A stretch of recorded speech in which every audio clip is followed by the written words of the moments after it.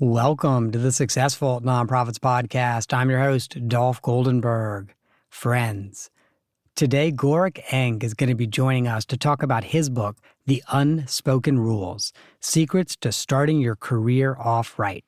Now, if you're like me and you're 3 or more decades into your career, keep listening, because this is also really good advice for seasoned managers who are bringing on early career professionals, or even for those of us that sometimes find ourselves in new or unusual situations and we're just looking for better ways to approach it than we have in the past. So whether you're a seasoned professional or you're still maybe a senior in college and thinking about what you're going to do next, this is a great episode for you to listen to. Gorick is the Wall Street Journal best-selling author of The Unspoken Rules, which, by the way, is published by Harvard Business Review. It is a guide that helps professionals, especially those from underrepresented backgrounds, take control of their careers. Gorick has conducted over 500 interviews with professionals across many industries, all over the globe. And you think about this, 500 interviews. If you did 2 a day, it would take you 250 days. So really a full work year just to do those interviews. Most people are going to take years to do that. He's a first-generation college student. He graduated from Harvard College and also from HBS, Harvard Business School. Currently, he's a career advisor at Harvard College, and he's also so much more than that. As a career advisor at Harvard College, he specializes in coaching first-generation, low-income students. And when I say so much more than that, he's already written this Wall Street Journal best-selling book. He has been featured, frankly, in media that you know and probably are familiar with, The Today Show, The New York Times, BuzzFeed, Fast Company, lots of others. And the final thing I'll say before I bring Gorick on is if I could get in a Wayback Machine and go back to 1993, which is when I started my professional journey, and bring a copy of this book with me, I would have saved myself so much heartache and agony. And honestly, my life would have been better then, and my life would be better today. Gorick, welcome to the podcast. Dolph, thank you so much for such a generous introduction, for the invitation to have this conversation with you today. I'm just so excited to be here. Thank you. Well, thank you. I am super excited for this conversation. And I kind of already shared with you how we were going to kick it off, although I only shared it maybe 10 minutes ago. So it's still kind of throwing this one at you. But if a new college graduate was just about to start their first professional job and they ask you for advice, but you've already called up an Uber and you're on your way to LaGuardia, so you can look and you can see you got 3 minutes, what would you say to them? This has happened before. And I would say there are things to figure out logistically and mentally. So logistically, make sure you have the path that you're going to take to work mapped out in Google Maps so that you've plotted exactly the route you need to take, such that you can arrive at least 15 minutes ahead of time. Make sure you've got a notebook, make sure you've got your laptop, your phone, your credit card, make sure you're dressed in line with your coworkers, all of those basic things. That's what most people will plan for physically. What people often don't plan for mentally is the following. Go on Google, search for the organization's name, scroll through their products, their services, their team page, their blog page, understand what this organization does, what it's been up to recently, who's in charge. And while you're at it, go onto their Wikipedia profile if they have one, their social media if they have one, go on to news.google.com, see what they've been up to.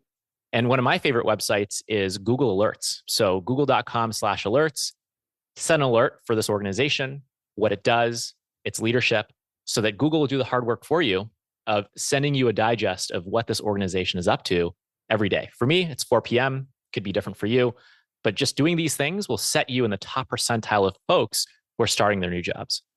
So I smile because I think back on a story in your book where someone on their first day or second day walks into an elevator, someone else walks in and introduces themselves and they go, "Hi," and don't realize that it was the CEO that just introduced themselves.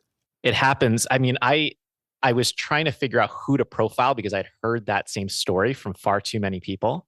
And it was actually after the book was published that a high schooler messaged me on LinkedIn and said that he had just started a summer co-op, found himself in the same situation, and had luckily read my book, had researched the organization ahead of time, and had an intelligent conversation with the CEO of this organization. And fast forward to the end of his co-op, and they're still in touch. And the CEO of this organization became this high schooler's mentor. So it doesn't have to be a horror story if you do it well and you make that good first impression. And I also like that you bring that up because so much of your book is about doing the homework. You say in the book, school is about keeping up, work is about stepping up. But part of that stepping up is doing the homework, whether it's before your first day, your first meeting, doing the homework with your new manager. And it's homework that doesn't get assigned because it's optional. And it's also prep work that the average person doesn't see. So I'm thinking back to my own internships and new jobs. And I just remember looking left, looking right, and being baffled, floored by just how much others around me seemed to know about the organization already. And I thought to myself, whoa, do people just come out of the womb with this knowledge? Turns out they were doing this prep work behind the scenes, but not telling anyone. So they show up as a high performer, quote unquote, or a high potential. But it's not common sense. It's not something that the average person does. I personally didn't do it. And I see far too many people not doing it either. And as a result, not coming across as strong of a performer as they could compared to someone who did this prep work. It's interesting you say that because I'm the son of a refugee, and my dad would never felt that weird about sticking out. So I grew up with a family where we just always stuck out.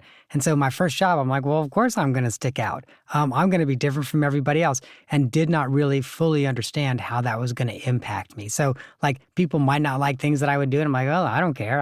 I've stuck out all my life. Not the best way to approach your first job. and it speaks to the mindset that the so-called real world expects of us. That's in complete contrast to what we're implicitly taught in school, because I'm a faculty member over at the University of California, Berkeley now, and I had to write the syllabus for this course on career navigation. And I was putting myself just back in the shoes of my students, and I'm thinking, oh yeah, I mean, in school, if it's the first day of class, you show up and you expect that the entire syllabus will be laid out for you. All the assignments will be detailed. If the deadline isn't clear, as I had made a mistake doing, students will ask you about it. And well, when it comes to deadlines, when it comes to expectations, when it comes to where to show up, how to show up, what to do, what to say, who to ask, what to ask, none of this is laid out for you on your first day. So you really do have to step up versus just keep up. It's not enough to simply not procrastinate. You actually have to look left, look right, figure out what others may be expecting of you, but will never tell you. Mm-hmm. And it's interesting because throughout your book, I would see that theme, or you would sort of say, look left, look right. See how everyone else is dressing. And you don't have to be a clone, but, don't dress too far from the way they're dressing. Or look left, look right. What time do people typically show up for work? If most people are showing up at 8:15, even if they say, you can come in whenever you want, don't roll in at 10:30. Oh, actually, the you can do whatever you want line is one that I hear many managers, executives, leaders say, and it's out of good intent.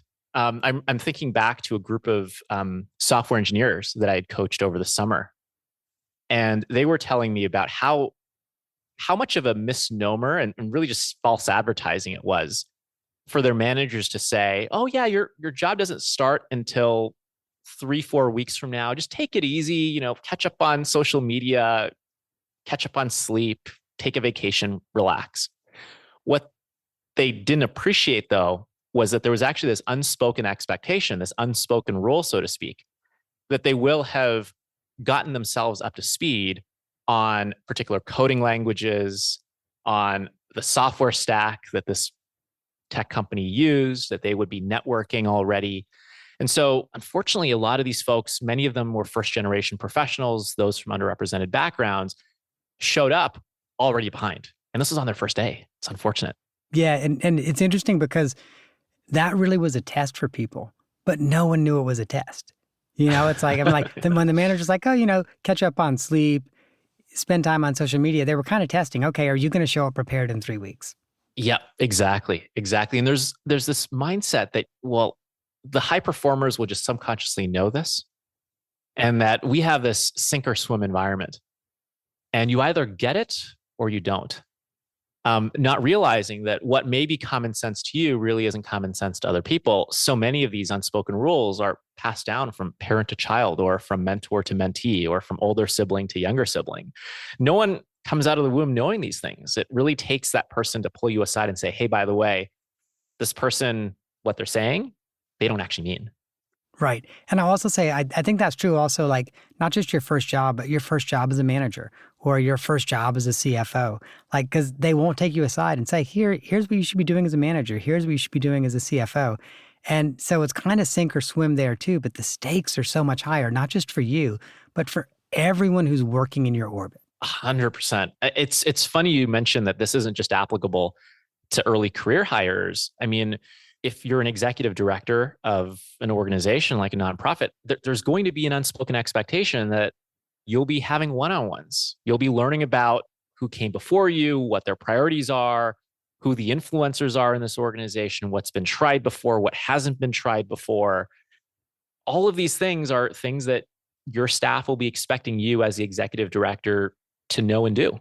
And if you don't do these things, you'll be seen as a bulldozer. You'll be seen as too much of a whippersnapper trying to change things up before even learning how things work around here. So folks very far along in their careers don't get this prep work either. Right. And to your point, like if you are an executive director and, you're new in that role, and I don't mean you're a first-time ED. I mean, you might be a third-time ED, but new in the role as an executive director of this particular organization. And, typically you'll have one-on-ones with board members. But then, I'm always shocked at the number of executive directors that before they meet with a board member individually for the first time, won't pull up their LinkedIn profile, won't Google them, won't just do some simple stuff like where did they go to school? What do they do? What do they do for a living besides just their current position? Where do they volunteer? Have they been in the news and for what?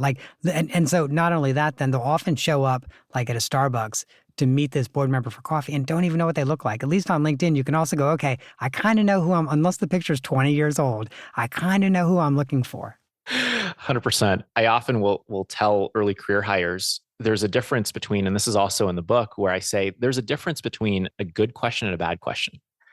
A good question is one that you couldn't have Googled for the answer to yourself. And often they'll take a certain form, which is in the form of, I noticed X, tell me more about Y. And they often take a how or a why question. So many of us who've been in job interviews before, I suspect many, if not everyone listening to our conversation here, will have probably gotten the inevitable interview question of, do you have any more questions for me? Which is also one of these unspoken rules because it's framed as a yes or no question, but it's really a yes question. And the right answer is, yes, absolutely. I've got this question. I noticed on your website that you just launched a new initiative in A, B, or C area. Can you tell me more about your thought process around this and that? That's a good question. A not so great question is really the generic stuff of, well, tell me about the culture of your organization, which I could have asked anybody at any time in my sleep. And even just stylistically asking a question in this more elegant, more thoughtful, more well-researched way can really set you apart. Right. And I'll also say, assuming you're being interviewed by a manager or an executive in the organization, asking what is the culture of the organization, you are going to get the most filtered answer ever. Like you are not, like they're not going to say, oh, this place is a pressure cooker. People either fly or they flee in the first 18 months. You aren't going to get that. 100%. I mean, I have lost count of the number of organizations that will say, well, we're a teamwork-oriented, open, transparent, flat organization. Frankly, I'm trying to think of an organization that hasn't told me that. I mean, who would tell you that we're a bureaucratic, siloed organization where people don't talk to each other and it takes 13,000 committees over God knows how long for us to make any form of decision? No one's going to tell you that. Everyone's going to use the very sugar-coated version of what this so-called culture is. Mm-hmm. So a couple other things that really struck me, and again, as I was reading this book, it was twofold. Both, okay, if I was still an early career professional, how could I use this? But also, as someone with a few decades of experience, how can I use this? And you talked about 12 questions that every new hire should learn the answer to, not know, but should learn the answer to. And if we can talk about those, and I'll also say how I found those questions so useful as someone that does interim executive director work.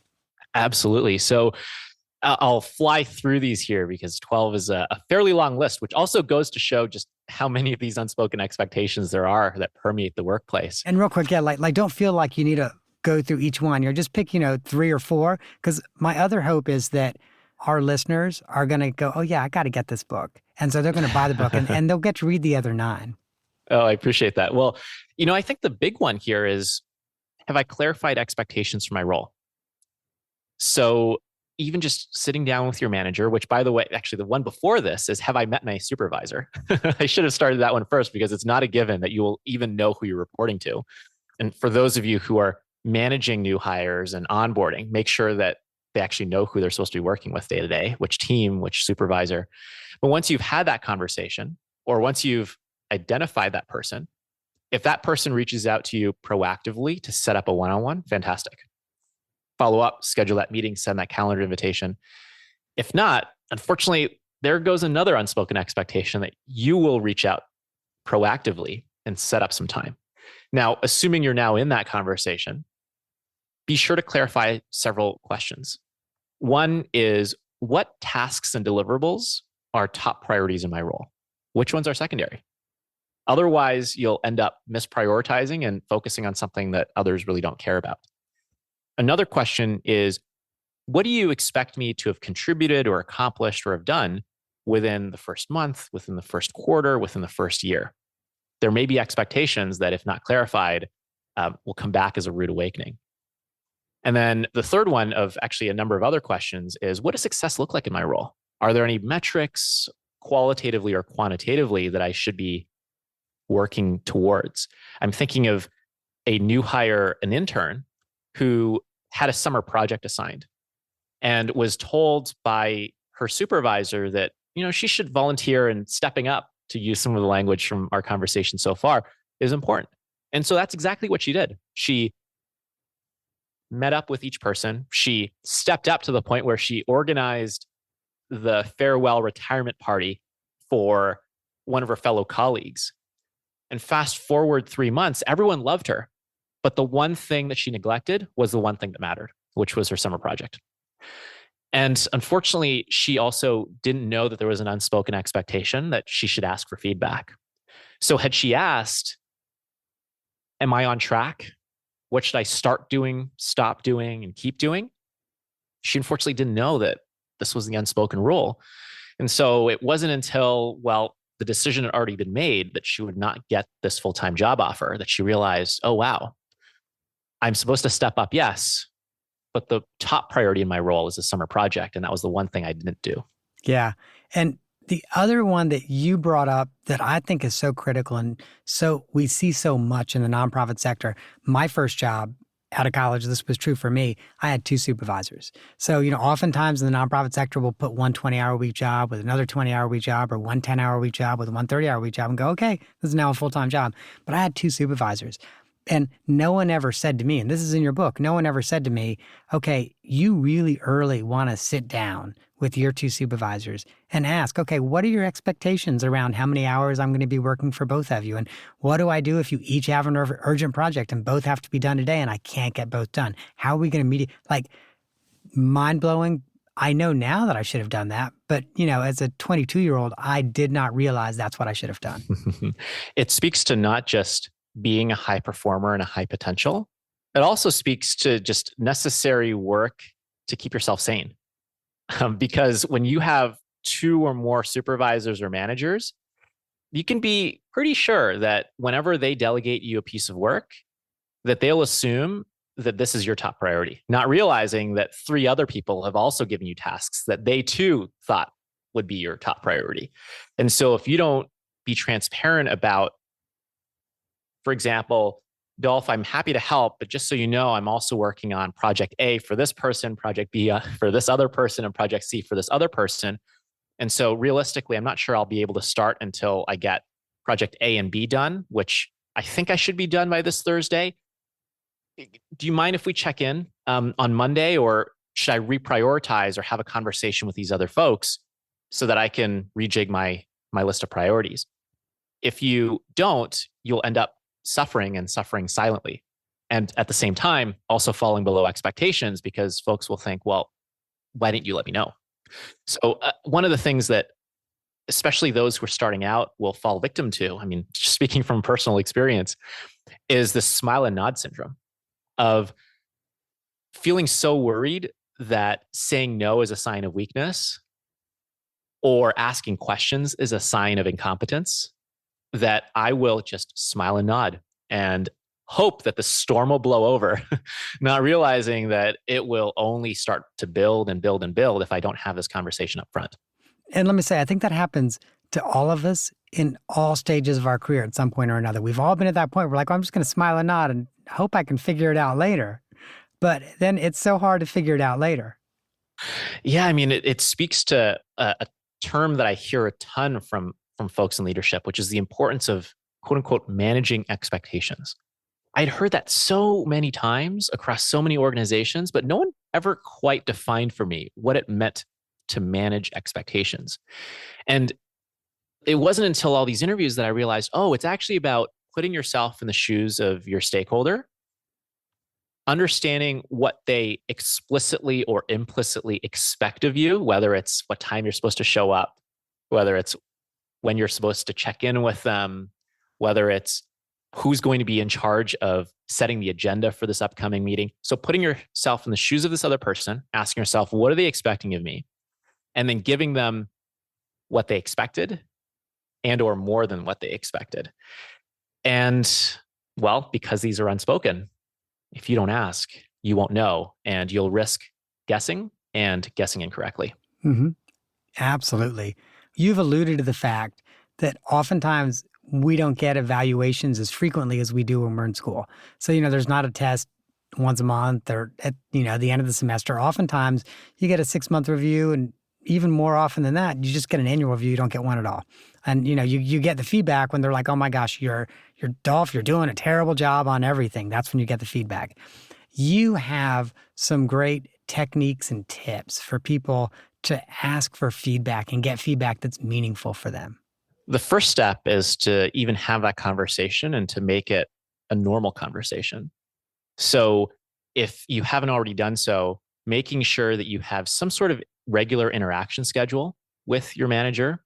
Actually, it speaks to just one of the basic questions that often go under asked, if that's a word, on your first day, first week, first month, which is to say, how would you like to communicate day to day or week to week? Would you like me to send you a summary email every Friday afternoon? Would you like me to ping you over instant messenger at the end of every day? Would you like something on the calendar? Would you like to chat face to face? Would you like to just do this over bullet points in an email? Far too frequently, this conversation really just doesn't happen at all. If you do have this conversation, which I hope those of you who don't have this interaction schedule do have, then the question becomes, well, how do you raise this? And one of the favorite questions that I like to ask is, what would you suggest that I start doing, stop doing, and keep doing?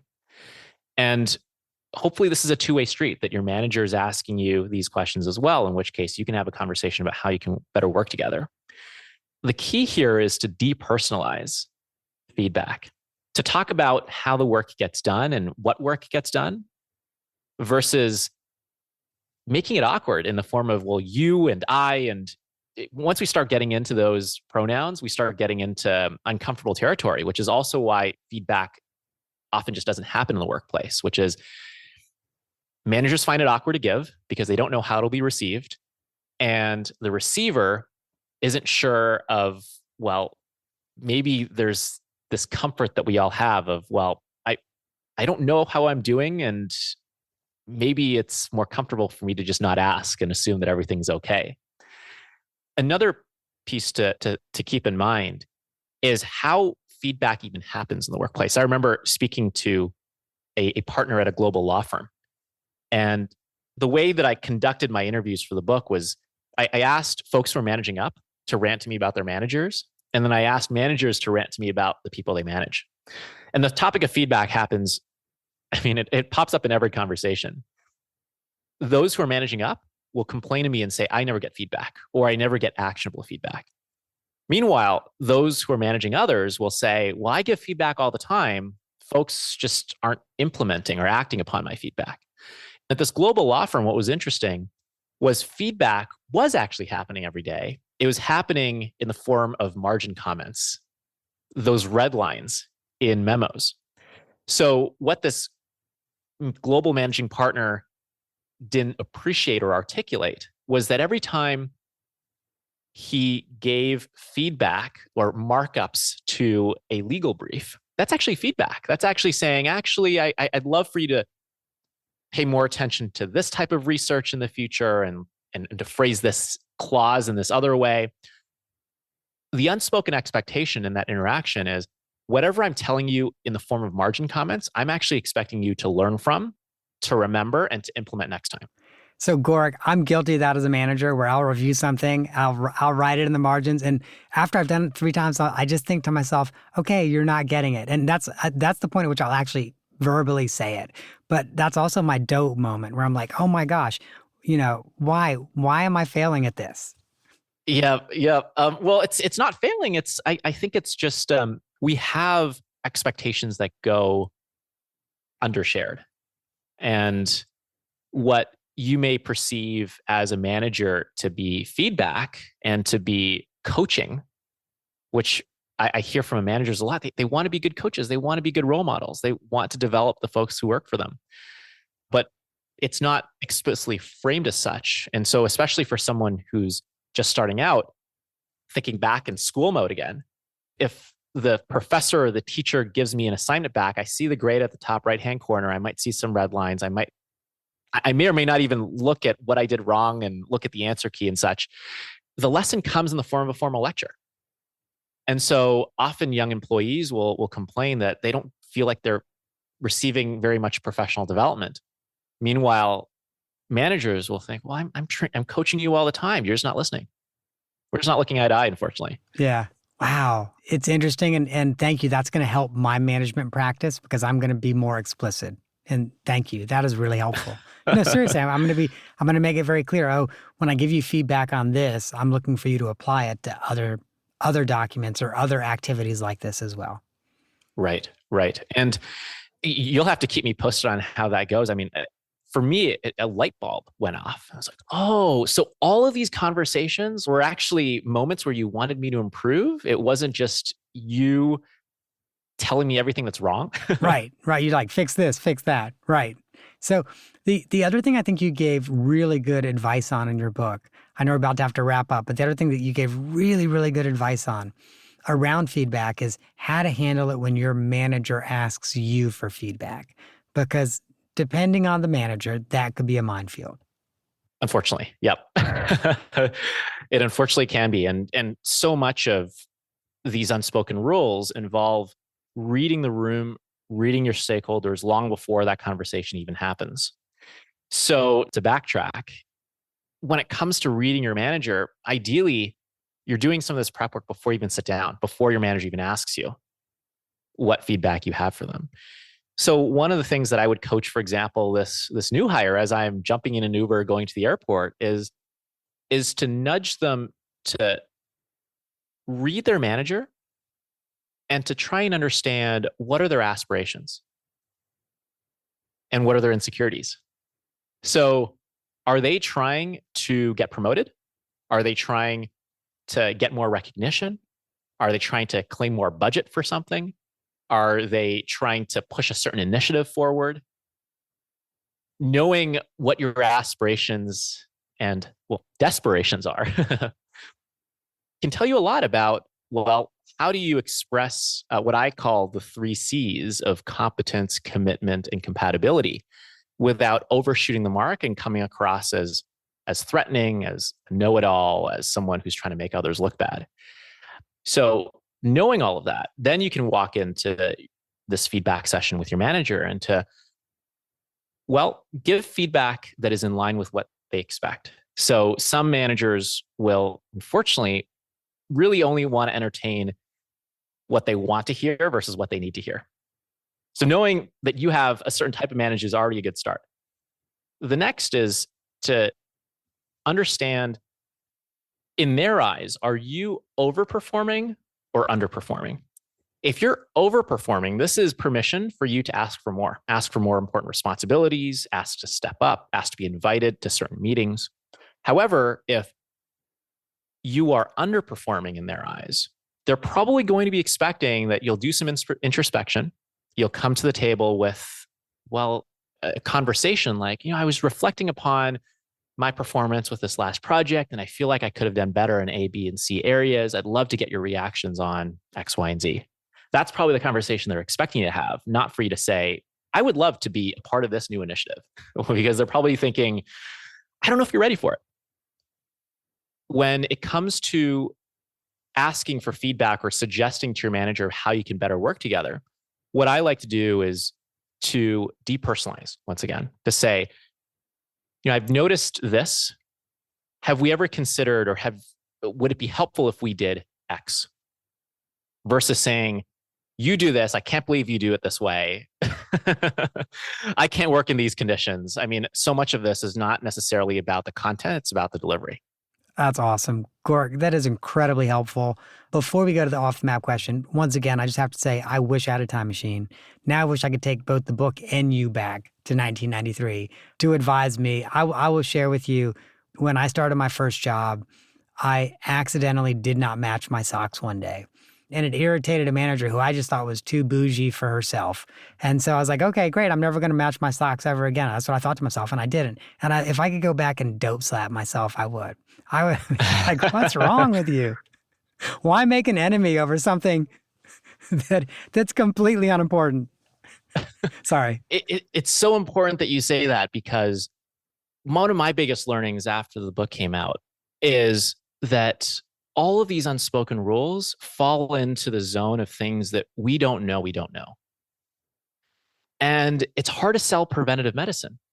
So for someone who is just starting their careers or just entering into a new work environment with a culture that's very different from one that they're familiar with, they might not even have the vocabulary to Google for some of these topics. And so therefore, my book will likely not even reach them. And so it's actually incumbent upon their supervisors, their managers, their leaders to uncover these unknown unknowns and to say, it was tough when I was in your shoes.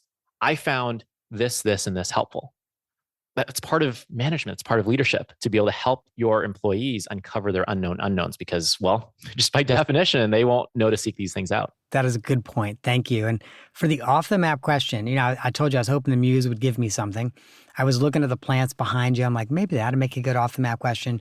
I actually have just to turn the page. So it's probably still on the map, but just on a different page. If you could go back into a time machine and give yourself some advice when you were a senior in college, and again, you happen to be going back in this time machine as you're waiting for your Uber, so you got to be back in 3 minutes. I know that makes no logical sense because it's a time machine, but what advice would you give yourself? The advice that I would give myself, which I think just as much applies today as it did when I first started out, is to use LinkedIn, identify people who've walked my shoes before, to understand what choices they made that got them to where they are today. So this is actually something that I would encourage anyone at any stage of their career to think about, which is, who do I look up to? Who am I intrigued by? And let me look them up and see what they did when they were in my shoes. What organizations did they work at? What positions did they hold? How long did they hold those positions for? Where did they jump? In what manner did they jump? And I think patterns exist around us all the time. Patterns exist in nature, and patterns exist in the labor market as well. I think that getting into this habit of pattern recognition could have helped me take fewer detours and to uncover, well, who do I look up to? Whose path do I want to follow? And encourage folks to do that too. Not at all surprised, Gorick. Amazing advice for yourself and all of us. Thank you. That's incredible. Thank you so much for coming on today. And friends, I want to make sure that you are able to reach out to Gorick. So it's actually really simple. Go to Gorick.com. And while you're there, you can learn more about his work. You can learn more about his book. In fact, you can actually order his book in bulk. Quick tangential aside, Right now, I'm the interim ED of an organization, and we're probably going to be hiring a number of people over the next few months. And I will be gifting a copy of this book to everybody along with their hire letter. So this is such an amazing book. And everyone who's thinking about starting a new position should check this book out. And also, if you're a manager, give it to your new hires. It's well worth it. And so, again, you can find out about bulk book orders at Gorick.com. Gorick also does speaking. So if you're interested in having a speaker come, he could do that as well. And you can sign up for his email list. And finally, either right about now or in the very near future, you can also get some online courses at Gorick.com and a whole treasure trove of other resources for students, educators, professionals, and managers. So make sure, not just today, but in about a month or two as well, you check out Gorick.com. Gorick, thank you again for coming on the podcast. Oh, this was so much fun. Thank you so much for this opportunity, Dolph, and looking forward to staying in touch. All right, friends, don't forget, if you can't remember Gorick.com, although I don't know why you couldn't, but maybe it's 2 days from now and you're like, wait, there was someone on Dolph's podcast. Just go to successfulnonprofits.com, check out the show notes this week, and you will find the link both to Gorick's website as well as to purchase this book on Amazon. And as always, friends, I am deeply appreciative if you rate and review the podcast. And also appreciative if this is an episode that you're like, yeah, this was good. I learned a lot here. There's always appreciative if you download a couple more. So I would suggest episode 199 with Chris Holmes, Landing Your Dream Job. And I would also suggest episode 187 with Deb Stallings, Coaching for Nonprofit Leaders. That, my friends, is our show for the week. I hope that you have gained some insight to help your nonprofit thrive. And lawyers make me say it. Otherwise, I would not. I'm not an accountant nor an attorney. I don't know why the lawyers make me say this, because we did not talk about legal, tax, or accounting advice, but that's okay because I don't do it. This podcast is for informational purposes only and should not be relied on for legal, tax, or accounting advice. That's pretty much it. If you need that type of advice and counsel, find a licensed, qualified professional and get their counsel.